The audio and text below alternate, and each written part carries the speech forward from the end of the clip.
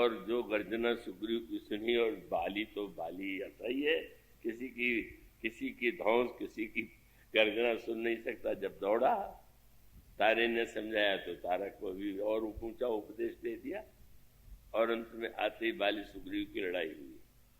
और तब मुष्टि प्रहार वज्र सब लगा, मुक्के का प्रहार अब लगा कि वज्र मार दिया। और तब सुग्रीव विकल हुई भागा, डर के मारे भागे। भगवान को जाकर उलाहना दिया कि आपने तो कहा तो एक ही बाण मारेंगे, अपना जो कुछ कहा था वो भूल गए। बोले आपने कहा था कि एक बाण से मारेंगे, वो मैं पिटता रहा, आप देखते रहे। भगवान ने क्या मीठी बात कही। बोले एक रूप तुम भराता दो, तुम दोनों भाई बिल्कुल एक जैसे। क्यों? बोले संसार में तुम कही रहे हो कि शत्रु मित्र कोई है ही नहीं, सब मिथ्या है, सब स्वप्न है, सब वो है। और वही बात तुम्हारा भाई, बड़ा भाई भी कहता है, सकहा बाल सुन प्रिय। तो मुझे लगा कि दोनों महाज्ञानी है। अज्ञानी तो एक मैं ही हूं, जो धनुष पर बाण लेकर के मारने के लिए खड़ा हो गया हूं। तब सुग्रीव वह वाक्य बोले जो उन्हें बोलना चाहिए। सुग्रीव ने कहा प्रभु मैं क्षमा चाहता हूं, मैंने जो कहा था कि शत्रु मित्र मिथ्या है, ये कब कहना चाहिए? जब शत्रु और मित्र मिथ्या लगने लगे, लगने के पहले उसको तो कोई भी दोहरा सकता है। रामायण और गीता की चौपाई दोहराना सरल है, अनुभव, ये अनुभव शब्द पर ध्यान दीजिए। और सुग्रीव ने तो छुट्टी पा लिया, महाराज मुझसे बड़ी भूल हो गई। क्या भूल हो गई? बोले महाराज मैं जो कहा रघुवीर कृपाला बंधु न हो मोरिया खाल, मैंने कह दिया था ये मेरा बंधु है, ये बंधु नहीं मेरा खाल। भगवान हंसे, ये वाक्य वो है जो तुम्हारे मुंह से ठीक लग रहा। हाँ शंकर जी कहे, वो शंकर जी के वाणी के द्वारा ठीक, पर शंकर जी का वाक्य अगर दोहराने लगे सुग्रीव तो भगवान हंसते। अभी तुम्हें शत्रु भी दिखाई दे रहा है, मित्र भी दिखाई दे रहा है, संसार भी दिखाई दे रहा है, तो ये सीखना चाहिए कि हम संसार में कर्तव्य कर्म कैसे, जो दिखाई दे। ये महान सूत्र समझ लीजिए, आपको जैसा दिखाई दे, स्वप्न के समाने मत, ये चौपाई पाठ में पढ़ लिया करिए, प्रवचन में भी सुन लिया करिए, लेकिन आपको जब शत्रु मित्र राग द्वेष सब दिखाई देता है तो वहीं से भगवान प्रारंभ करते हैं कि नहीं, हम जो दिखाई देता है हम वहीं से तो साधना का श्री गणेश करेंगे। और इसलिए मानस के यही जीवन का सत्य है कि वह मत कहिए जो आपने पढ़ा अथवा सुना है, आप वह कहिए कि जो वस्तुतः आपके स्वयं जीवन में जैसी प्रतीति हो गई। तो ऐसी स्थिति में वो प्रसंग मानो, अब उसको यूं कहने का अभिप्राय ये है कि जय भैया ने जो प्रश्न सुना हो तो प्रसंग तो बहुत ही सुंदर था, पर मैं पढ़ते ही घबरा गया कि ये इतना बड़ा अनुभव स्वरूप ये चौपाई जो है, मैं क्या करूं उसकी व्याख्या। और अभी मैं, हमारे व्यास जी बड़े प्रिय हैं हमारे, इनकी बात सुन रहा था, चातक की महिमा सुना रही है। तो रामायण में तो चातक की महिमा, लक्ष्मण जी चातक है और चातक सर्वश्रेष्ठ है, इसमें संदेह नहीं, पर आप चातक बनने की चेष्टा मत कीजिएगा। इनका प्रवचन सुन के अब निश्चित मत कर लीजिएगा कि मैं भी चाहता हूँ, पहले आप तोता बन लीजिए, चातक बाद में बनिए। पहले तोता बनिए। भगवान के यहाँ तो जब पुष्प वाटिका में गए तो केवल चातक ही थोड़ी था, चातक सर्वश्रेष्ठ है, पर वो चातक लक्ष्मण जी। पर गोस्वामी जी कहते चातक कोकिल कीर चकोरा कूजत विहंग नटय कल मोरा। वहाँ चातक भी है, कोयल भी है, कीर भी है, चकोर भी है और मोर भी है। पहले तो फुलवारी की बात, और उससे भी अधिक हो तो कौवा बन जाइए, और वैसा बनना चाहे तो गीत बन जाइए, पर वो तो बड़ी ऊंची बात हो जाएगी। इसका अर्थ क्यों इतना है कि ये बातें बहुत सुंदर स्वयं रामायण में और गोस्वामी जी के द्वारा कही गई, लेकिन सूत्र तो इतना ही है। प्रारंभ आप कहां से करेंगे? अपने जीवन की साधना के श्री गणेश में अगर हम उन्नति करना चाहते हैं तो हमारा कर्तव्य है कि हम उसको निज निज धर्म निरत श्रुति रीति, जैसा शास्त्र ने गुरुजनों के द्वारा धर्म का जो निरूपण है उसके आचरण के अनुकूल आप व्यवहार करना चाहिए। तो स्वामी जी को बुरा नहीं लगा। किसी विद्वान से कह दीजिए अरे तो पूरा तोता है, तोता दंत है, उसको बड़ा बुरा लगेगा। पर गोस्वामी जी क्या बढ़िया अर्थ लेते, अर्थ लेना सीखना चाहिए। गोस्वामी जी ने कहा, हे प्रभु आप ही आप हो नीके के जान राम तिहारो भरायो कढ़ायो। और सच पूछा कि क्या तोते की तरह? बोले हाँ तोते की तरह, तोता मैं हूं। क्या बढ़िया बात, तोते में बहुत बढ़िया बात। चातक तो ऊंचाई की पराकाष्ठा है। क्या तोता कैसे? बोले कीर जो नाम रटे तुलसी। मैं तो चातक हूं, एक कीर के समान आपका नाम लेता हूं। लेकिन महाराज ये तो निंदा की बात है। बोले नहीं, तोता बढ़िया श्लोक पढ़ने लगे तो लोग उससे पूछते हैं कि इसको किसने पढ़ाया है। तो अगर मैं तोता हूं तो आप ये पता लगाइए कि इस तोते को पढ़ाया किसने। बस अर्थ बदल गया। क्या? बोले कीर जो नाम रटे तुलसी सो कहे जग जानकी नाथ पढ़ाए। सब लोग कहते हैं कि है तो तोता, पर इसको पढ़ाने वाले तो श्री राम। बस इतने में ही तो धन्यता है। भगवान तोता बनावे तो तोता बन जाइए, कौवा बनावे कौवा बन जाइए, जो हंस बनावे तो हंस बन जाइए। कोई बात नहीं, उनके यहाँ तो सब बनने के बाद सब में आनंद लेते हैं, सब में वो लेते हैं। इसलिए वस्तुतः इसमें एक साधना का क्रम है रामायण में। और जो प्रसंग चुना गया था वो तो प्रारंभ में मैंने केवल इसलिए कहा कि एक सज्जन ने कह दिया उसमें तो ऐसी पंक्ति थी उसको कि हमने कहा नहीं, वो पंक्ति में जो है वो भी इस प्रसंग में, पर इसमें एक क्रम है। और उसका सूत्र वही नए लोग नित्य आते हैं, बढ़ते जाते हैं, उसमें एक सूत्र है। और वो सूत्र यही है, और बड़े महत्व का सूत्र है कि हमें जीवन में अपने निर्माण के, जिसको आप निर्माण कहते हैं, उस निर्माण का स्वरूप यही है कि हमारे पास मन भी है, बुद्धि भी है, चित्त भी है और अहंकार भी है। सबके अंतःकरण, लेकिन इसमें अंतर होता है। कोई व्यक्ति ऐसा होता है कि जो बुद्धि प्रधान होता है, वो तो बहुत ऊंची स्थिति है जिसको सही अर्थों में बुद्धि प्रधान कह सके। पर कोई चित्त प्रधान होता है, कोई अहम प्रधान होता है, कोई मन प्रधान होता है, कोई शरीर प्रधान होता है। मन बुद्धि चित्त अहंकार, इनमें से किसमें किसकी अवस्थिति कहाँ है, ये बड़े महत्व की बात है। अगर आप भावुक हैं तो आपके लिए साधना का रूप अलग है, आप विचारक हैं तो आपके लिए साधना का रूप भिन्न है। अगर आप अहंकारी हैं तो अहंकार की निंदा सुनते सुनते आप निरंकारी मत बनिए। नहीं तो निरंकारी बनने, हमारे गिरधारी जी ने एक दिन विनोद का, इनके पास चुटकुले बहुत है और मेरे पास उसकी बड़ी कमी है। फिर जो इनके यहाँ जब मैं जाता हूँ संबलपुर में, तो उन्होंने बहुत बढ़िया चुटकुला सुनाया। एक व्यक्ति बड़े प्रसिद्ध थे, बड़े कृपण है।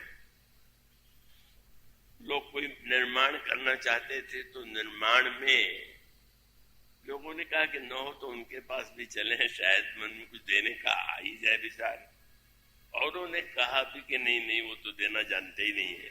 बोले चलने में क्या गए, और जब गए तो उन्होंने चेक लिख के दे दिया। आंखें लोगों की फटी सी रह गई। क्यों? बोले 3 लाख रुपए का चेक। विश्वास हाथ में ले लिया, घबरा रे, इतने उदार कैसे हो गए। और तुरंत प्रसन्न होकर के जब गए बैंक में और उसको देखा अधिकारी ने बैंक में, तो कहा कि इसमें रुपए का अंक वंक लिखा है तो हस्ताक्षर तो है ही नहीं। अरे उनको लगा शायद सेठ जी हस्ताक्षर करना भूल गए। लौट करके आए, और तब सेठ जी ने कहा कि आप लोग कथा ध्यान से नहीं सुनते। मैंने ध्यान से सुना। क्या बोले? देने में, दान में अहंकार का बड़ा भय है, और इसलिए अहंकार न हो इसीलिए मैंने हस्ताक्षर नहीं किया। तो ऐसे निरंकारी मत बनिएगा। आप अहंकारी बनिए पहले, निरंकारी बनने की बात तो बाद की बात है। अब उनके तरह निरंकारी की उन्होंने गधा का कितना बढ़िया अंश पकड़ा कि अभिमान, अरे अभिमान पहले होने तो दीजिए, होगा तब न छोड़ेंगे। आप अभिमान से घबराइए मत। अभिमान छोड़ने की बात क्रम से आती है। अभिमान छोड़ना चाहिए, अंतिम लक्ष्य है, और उसका अभिप्राय क्या है? इसीलिए हनुमान जी ने रावण से जब उपदेश दिया तो ये नहीं कह दिया कि तुम अभिमान छोड़ दो। पहली कक्षा से शुरू किया, क्या बोले? मोह मूल बहुशूल प्रद त्यागो तम अभिमान। रजोगुणी अहंकार भी मत छोड़ो, सतोगुणी अहंकार भी मत छोड़ो, केवल तमोगुणी अभिमान। क्यों? आप हनुमान जी का देखिए, वो बड़े योग्य वैद्य हैं ना। कई वैद्य और डॉक्टर इतने स्वभाव से इतना पथ्य लिख देते हैं कि वो पथ्य पढ़ करके रोगी घबरा जाए। एक सज्जन ने कहने लगे, डॉक्टर लोग रोगियों को पथ्य तो बहुत लिखते हैं, पर भोज भात में मैंने देखा सबसे ज्यादा कोई खाते हैं। डॉक्टर कोई हो तो बुरा नहीं मानेंगे, ये किसी सज्जन का ही कहना है। वो कोई इसका अभिप्राय लिख देने से क्या होगा, कठोर बनने से क्या होगा? आप खाएंगे तो कष्ट, चाहे आप वैद्य हो चाहे रोगी हो, किसी को भी हो जाएगा। इसलिए वस्तुतः हनुमान जी कहते अच्छा यहीं से शुरू करिए, रहने दीजिए तमोगुणी, रहने दीजिए रजोगुणी और सतोगुणी, पहले तमोगुणी तो छोड़ दीजिए। तीनों अहंकार का भेद आप जानते हैं क्या? दूसरे को कष्ट देख करके अपने अभिमानी अपने को सबसे बड़ा सिद्ध करना चाहता है। तो जो दूसरों को कष्ट दे करके, पीड़ा दे करके बड़ा बनना चाहता है, वो तमोगुणी अभिमानी। और जो अपने पुरुषार्थ से बड़ा बनना चाहता है, वो रजोगुणी अभिमानी। और जो व्यक्ति पाने के बाद पुरुषार्थ के उसका दान और धर्म में प्रयोग करता है, वो सतोगुणी अभिमानी। और उसके बाद एक स्थिति और आती है जब वो उससे भी ऊपर हो जाता है। पर ऊपर होने का अर्थ तो सबके लिए नहीं है। ऊपर होने का अर्थ है कि धीरे धीरे रसर सुख सरिस्तर पानी, हमारे अंतःकरण में, हमारे जीवन में एक उचित सूत्र ये है कि आप धीरे धीरे क्रमशः, अगर मानो अगर तमोगुणी अहंकारी है तो उनको ये कहा जाता है भाई रहिए, आप बड़े तो बनना चाहते हैं तो पुरुषार्थ से बड़े बनिए। दूसरे को मार करके, पीट करके, छोटा बना के बड़े बनना ठीक नहीं। और उसके बाद धीरे धीरे वो जब अहंकार छोड़े तो एक बहुत ऊंची स्थिति आती है, और वह स्थिति रामायण में उसका संकेत आता है। उसकी चर्चा करने का समय नहीं है। ये रामायण में एक ऐसा प्रसंग है। वैसे परंपरा शास्त्रों की यह है कि यात्रा के समय क्या सगुन है, क्या असगुन है, इसकी बड़ी चर्चा है। और इस देश में सगुन असगुन बहुत लोग मानते हैं और अति मानते हैं। लेकिन अंगिरा जी से पूछा गया सगुन क्या है, असगुन क्या है, तो उन्होंने ये कहा कि बस एक ही सगुन सबसे बड़ा है। क्या? बोले अंगिरा च मनोत्साह, आपके मन में उत्साह है तो इससे बढ़ के कोई सगुन नहीं। कितनी बड़ी बात कहती। अब बाहर आप देखेंगे कि बिल्ली है और चूहा है और ये है वो है, तब तो आपको संकट होगा। अपने मन में झांक के देखिए आपको उत्साह है कि नहीं। इसे रामायण में जितनी यात्राएं हैं उन यात्राओं में भगवान राम के चरित्र में भी हर्ष का बार बार वर्णन आता है। जब विश्वामित्र जी के साथ चले तो गोस्वामी जी नहीं बोले कि पुरुष सिंह दो वीर हर्ष चले मुनि भय हरन, और कृपा हर्ष चले, हर्षित मन से चले। और जब जनकपुर की ओर गए तो भी लिखा हुआ है हर्ष विदेह नगर ने राय। और जब वहां पर भगवान नगर देखते हो तो भी हर्षित होते। पर आगे चलकर एक ऐसा प्रसंग आया जहां पर भगवान न हर्षित हुए और न तो विषाद हुआ। इसकी व्याख्या बहुत गंभीर। वह कार्य सबसे, रामायण का सबसे जो जटिल कार्य है, वही एक ऐसा प्रसंग है। हनुमान जी तक जब लंका जाने लगे तो बंदरों से ये कहा कि आप लोग निश्चिंत हो जाइए, ये कार्य मैं पूरा करके लौटूंगा। कैसे आप जानते हैं? तो उन शब्द का हुई है काज मैं हर्ष विषय, मेरे हृदय में उत्साह और हर्ष हो रहा है, इससे लगता है कि ये कार्य जो है मैं अवश्य करूंगा। तो सर्वत्र हर्ष हर्ष। पर एक ऐसा प्रसंग है जहां पर भगवान में हर्ष नहीं, और सबसे बड़ा कार्य है। शंकर जी का धनुष सबसे बड़ी वस्तु है, और जिसको रावण और बाणासुर जैसे व्यक्ति भी देख करके उठा नहीं पाते, का उन व्यक्तियों को जिस धनुष को देख के लौट गए, भगवान राम पहले तो उठे गए, और बाद में जब गुरु विश्वामित्र ने कहा कि राम उठो, आप रामायण को ध्यान से पढ़ा करिए कि जिन राम को हर कार्य के प्रारंभ में उत्साह हर्ष होता है, पहला वो प्रसंग था जहां भगवान राम में हर्ष भी नहीं और विषाद भी नहीं। तो भाई आप पढ़ते होंगे, सुनि गुरु बचन चरण सिर नावा, और हर्ष विषाद न कछ उरे आवा। न हर्ष आया और न तो विषाद आया। और उसके बाद जब भगवान श्री राघवेंद्र आगे चलते हैं तो भी गोस्वामी जी ने कहा ठाढ़ भय उठी सहज सुभाए। भगवान राम सहज भाव से जैसे खड़े होते थे, खड़े हो गए, और उसके बाद जब चलने लगे तो सहज ही चले सकल जग स्वामी।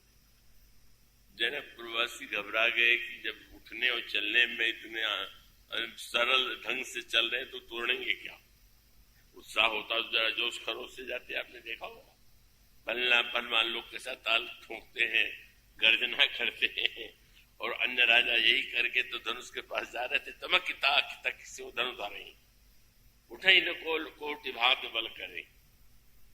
पर भगवान राम में हर्ष चले जा रहे हैं, और सब स्त्री पुरुष घबरा रहे हैं कि इतने देर में उठे क्यों, और उठे के बाद इतने धीरे क्यों जा रहे।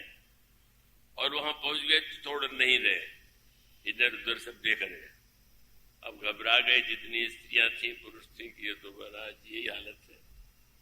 गुरु जी के कहने से खड़े तो हो गए और चले भी, और अब भी खड़े होकर देख ही रहे। और सूत्र कितना बड़ा है, इसकी व्याख्या तो करने के लिए वो स्तर केवल रामायण में 2 ही बार आता है, या तो चित्रकूट में प्रभु और श्री राम के मिलन में, और या जब प्रभु धनुष तोड़ने जाते हैं तब न तो हर्ष है और न तो विषाद। और तोड़ने के बाद भी हर्ष विषाद नहीं। टूट गया तो जयमाल गले में जय जय ध्वनि चारों ओर गूंज रही, और परशुराम जी महाराज आ गए, और राजा तो देखते कांपने लगे, दंड प्रणाम करके अपना परिचय देने लगे। हम उनके लड़के हैं, हमारे पिताजी को आपने मैदान दिया था, मुझे भी छोड़ दीजिएगा। और उसके बाद सब लोग डर के मारे कांपे, यहां तक कि जनक भी भयभीत हो। और भगवान राम की दिशा, जयमाल पड़ने पर भी जिसके अंतःकरण पर कोई प्रभाव नहीं पड़ा, तोड़ने चले तो भी प्रभाव नहीं पड़ा। और तोड़ने के बाद जब परशुराम जी राजा, बेचारों की दशा तो सोचने देखने योग्य थी। राजा जाते समय देवताओं को बना रहे थे, गणेश जी, शंकर जी, देवी जी, धनुष तोड़वा दीजिएगा।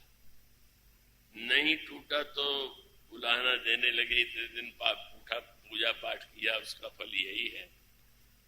नहीं तोड़वाया, लेकिन जब श्री राम से टूट गया तो और दुखी हो गए।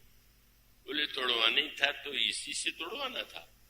ये कितना कोमल सा छोटी अवस्था का किशोर, इसको आपने इससे तोड़वा दिया, हम पूजा पाठ अब छोड़ देंगे।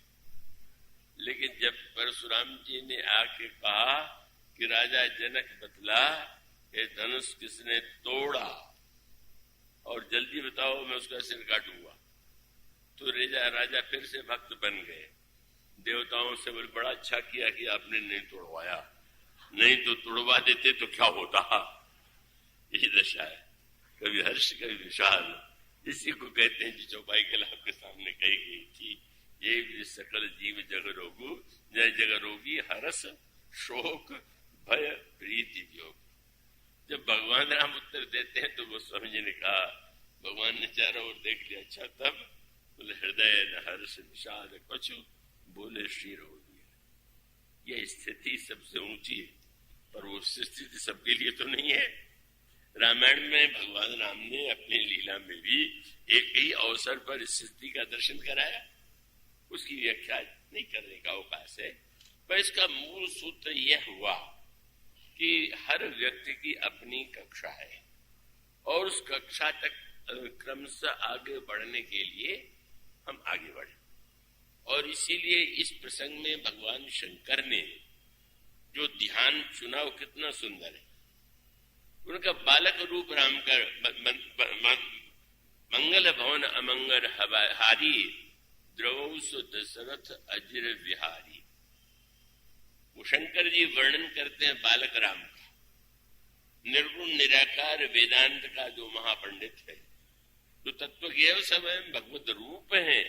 उन्होंने पूज्य कह दिया यही कि मेरे इष्ट देव तो बालक राम।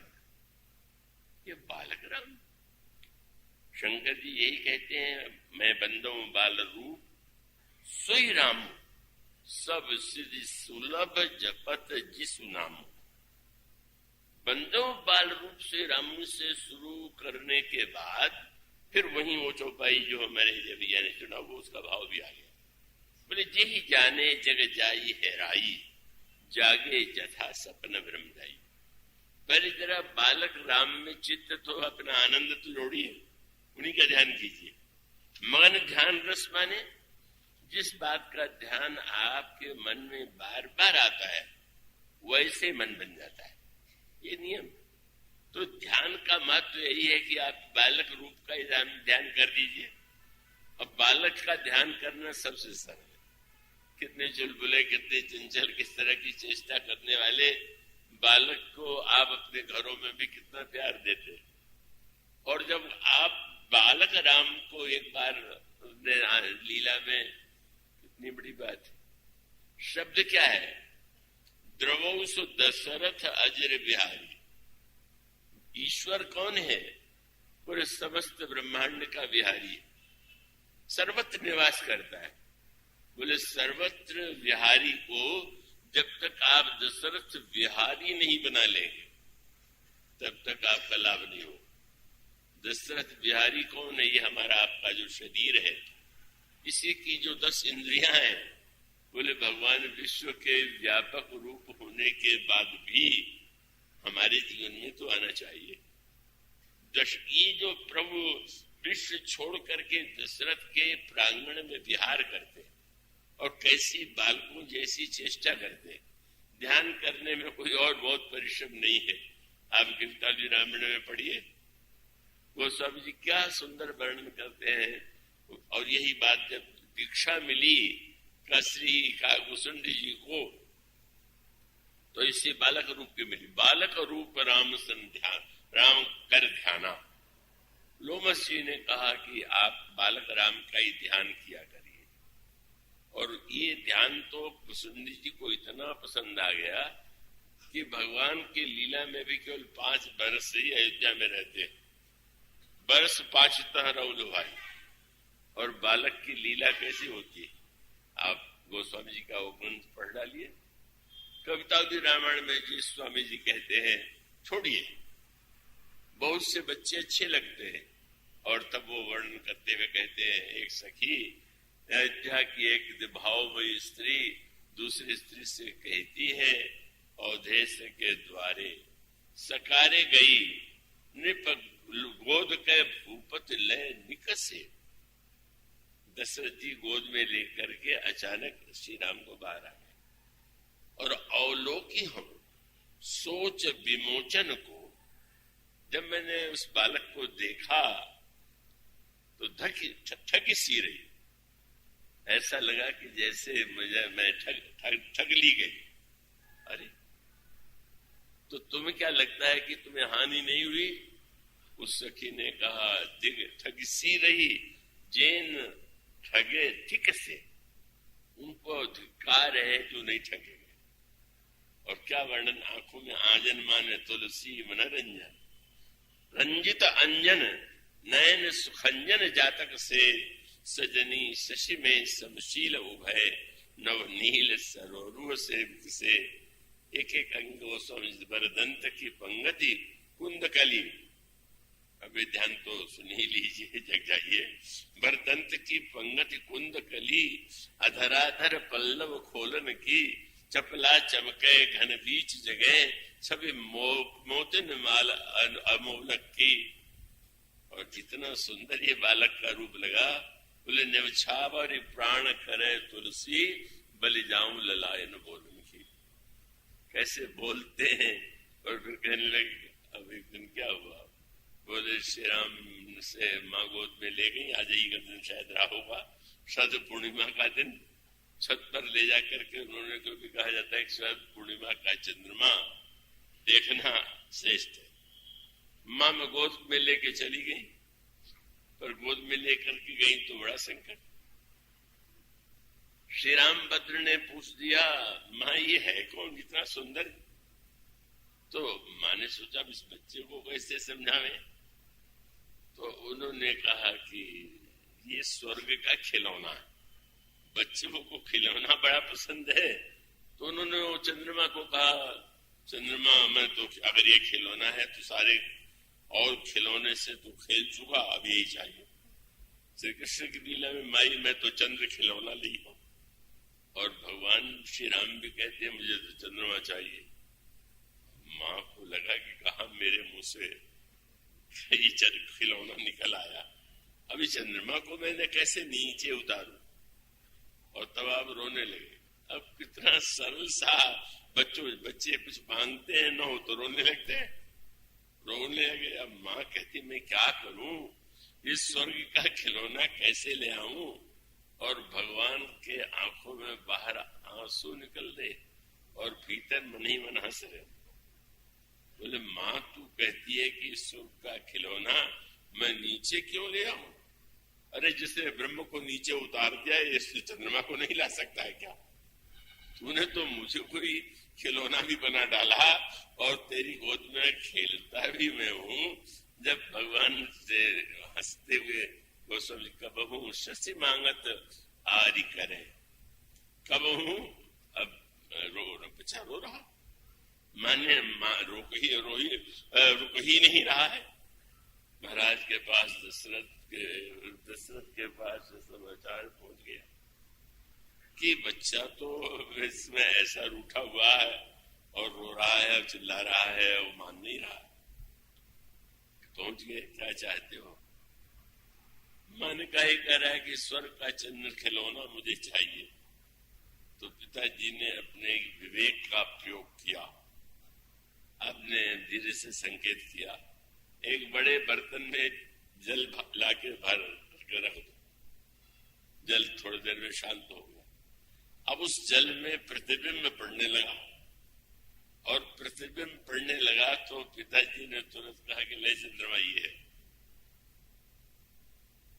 नारद जी देवता हंस पड़े मन ही मन कि आज तक तो ईश्वर ने संसार का प्रतिबिंब देके हम लोगों को बुलावा दिया, पर आज उसी को प्रतिबिंब देख करके बुलावा दिया जा रहा।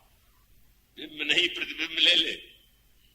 और बड़े प्रसन्न हुए, लेकिन जब चंद्रमा को लेने दौड़े तो प्रतिबिंब तो पकड़ में आता नहीं।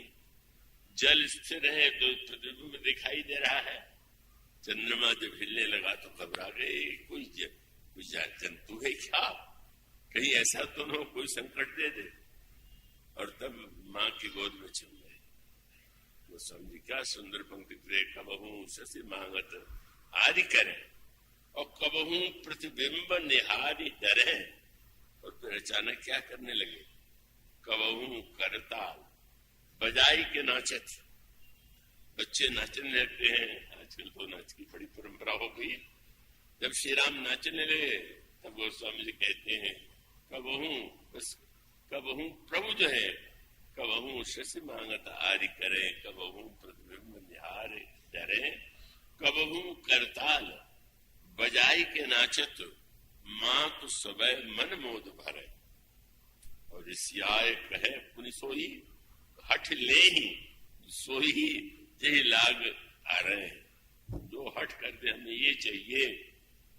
और तब गोस्वामी के अवधेश के कहा दशरथ जी के आंगन में हो रहा है, बोले साकेत लोक में या वहां से ऊपर हुआ से दशरथ जी के महल में हुआ ये भी ठीक, लेकिन अब बोले अवधेश के चालक बालक चारी सदा तुलसी मन मंदिर में बिहर, हमारे मन मंदिर में विहार कर। मानो जो सर्वत्र विहार करने वाला ब्रह्म है, हमारे मन मंदिर में बालक बन करके हंस रहा है, बालक बन के रो रहा है, बालक बन के नाच रहा है। मानो यह जो बाल लीला है, शंकर जी ने कहा और कुछ नहीं, इस बालक का ध्यान तो करो, इस बालक की लीलाओं का ध्यान रस तो उसका आनंद लो। और धीरे धीरे इस बालक का ध्यान करते करते, इसकी लीला का आनंद लेते लेते वो कृपा करके आपको हुस्न बना दे। कौशल्या जी को जो विराट दिखाया वो दिखा दे। मनोमूल तत्व ये है कि हमें मन की जो हमारे पास मन है, मन की जो चाह है, हम भगवान को भी वही बना के देखें। हम बालक चाहते हैं बालक बना के देखें, मित्र चाहते हैं मित्र बना करके देखें, जो चाहे वैसा बना दे। और वो सब कुछ आपके मन के अनुकूल बनने को प्रस्तुत है। आपका और संसार का झगड़ा इसी बात पे है कि आपके मन के अनुकूल दूसरे नहीं चलते। ये तो भगवान ही एक ऐसे है जो आपके ही मन के अनुकूल चलेंगे। और ये बात एक बार ध्यान में आ जाए। पहले बाल लीला का भगवान के बालक रूप में जो राम कर रहे हैं, व्यापक ब्रह्म निरंजन निर्गुण विगत विनोद, सो अज प्रेम भगत बस कौशल्या की रोध। मानो यह जो श्री राम का ध्यान शंकर जी ने बाल रूप का, और जिस ध्यान का आनंद करते करते मगर ध्यान रस, इतना रसीला ये ध्यान है। दूल्हे के रूप में ध्यान कर दीजिए, वनवासी के रूप में ध्यान कर दीजिए, युद्ध करने वाले वीर के रूप में ध्यान कर लीजिए, राजा के रूप में ध्यान कर लीजिए। मानो इन कथा का पहला उद्देश्य यही है कि भगवान जो हमारे मन को जो प्रिय लगे, उस रूप में हम भगवान का एक बार उसी लीला का रसवासन करने लगे तो हमारे मन की समस्या का समाधान होगा। और मन के दोषों का उसको निष्कासित कर सकेंगे। और उसके बाद बुद्धि, बुद्धि के बाद अहंकार, और अहंकार के बाद चित्त। हमारे राम एक ऐसे पुरुष हैं जो महापुरुष मात्र नहीं है, तो साक्षात भगवान है। महापुरुष मानते हैं तो आप उसको उपदेश शिक्षा देने वाला समझिए, पर जान के भी आप कुछ नहीं कर सकेंगे जब तक उनको ध्यान न करें, ध्येय न करें। और ध्येय करने का फल अंत में ध्येय बनाना है। कौशल्या जी श्री राम को बालक रूप में पाती हैं, पूजा करती हैं, पर प्रभु ने पूजा करते हुए मां को अपने विराट रूप में दर्शन कराए। इसलिए मानो संकेत ये है कि शंकर जी का अनुभव तो अद्भुत है, अद्वितीय है, पर शंकर जी को तो ये मिथ्या प्रतीत होना स्वाभाविक है। पर आपको सत्य प्रतीत हो रहा है कि नहीं हो रहा? तो सत्य प्रतीत हो रहा है तो जो दिखाई दे रहा है बालक सत्य दिखाई दे, आपको संसार के व्यक्ति सत्य दिखाई दे, पहले उन्हें सत्य मान करके चलिए तो, और चल करके उससे जब हम व्यवहार करने का आदर्श सीख लेंगे तो धीरे धीरे हमारे जीवन में हमारे मन बुद्धि चित्त अहंकार सबका एक दिव्य अपने आप सहज रूप बनेगा और भगवान उसी रूप में आपको स्वीकार करेंगे जैसे आप